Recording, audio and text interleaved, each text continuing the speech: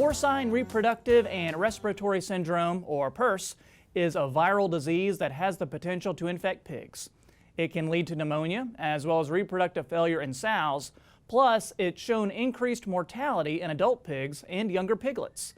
This has been a costly problem for many pork producers in the U.S. However, with a lot of hard work and dedication, an assistant professor in the animal science department at UNL is hoping to make these problems a thing of the past. Market Journal's Bill Dodd has more. Well, thanks, Troy. You're absolutely right. PRRSV has been a formidable problem for pork producers, and not just here in the States, but the world over. In the United States alone, the cost of the pork industry has been an estimated $664 million per year. Now a team of UNL researchers are working to develop a broad coverage vaccine to help pork producers overcome some of the difficulties PRRS can present to their operations. Hiep Vu is originally from Vietnam and has seen for himself the severity and often deadly consequences of PRRSV when the virus struck his family's pork operation back in the early 2000s.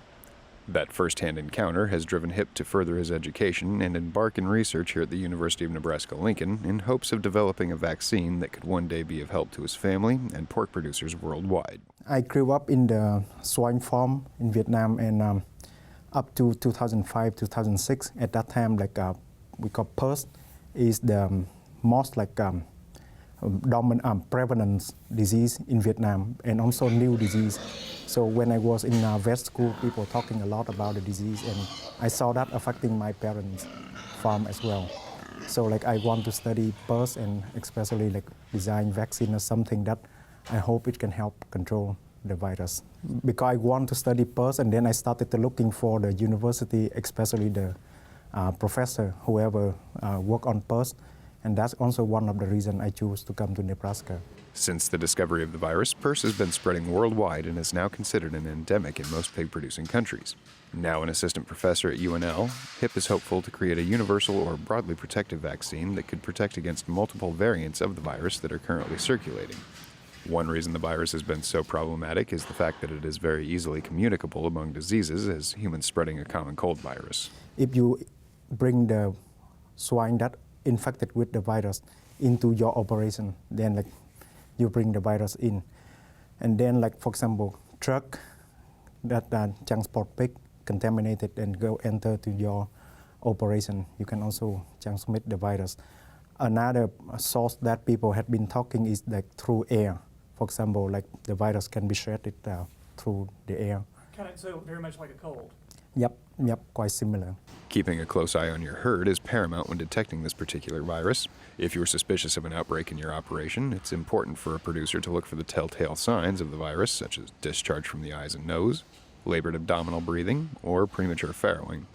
One glaring sign of the virus is abnormal coloration of the animal's skin, particularly around the ears. So the clinical sign is variable a lot, but typically, you're going to see if you had the breeding herd, like the sow farm, you're going to see abortion. And we call late-term abortion, means that abortion happened late during the pregnancy. We call the third trimester, so after 90 days of pregnancy.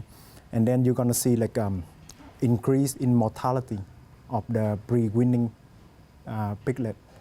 And then if you look at the sow, depend on the virulence of the virus, but you may see the bluish color in the skin, especially in the ear. And therefore, in Vietnam, we call it the blue ear disease. If you can confirm the virus has made its way into your herd, preventing new virus introductions are unlikely.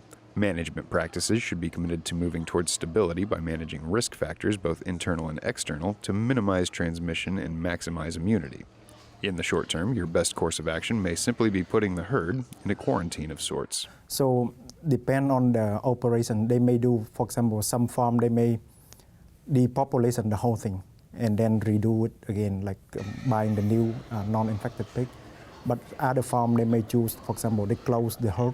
We call it herd closure, so that you don't import new animal in, and then you just let the disease, we call die out. So it infects every pig in the herd, and then the pig got the immune system work, and then eventually you can hopefully stabilize your herd. And so you may still have virus in the herd, but it do not cause a lot of damage. So that's what they do about 200 days of closing herd. Do not bring any new animal into the herd during that time, because when you bring the naive animal which do not have immunity to the virus, then those animals will be infected, and then you're going to have the virus continue going on in your farm. So one of the practice that the producer do is they close the herd for about 200 days, and then just let the virus circulate and infect every pig in their farm, and then the pig may get the immune system to work, and it will be stable, hopefully.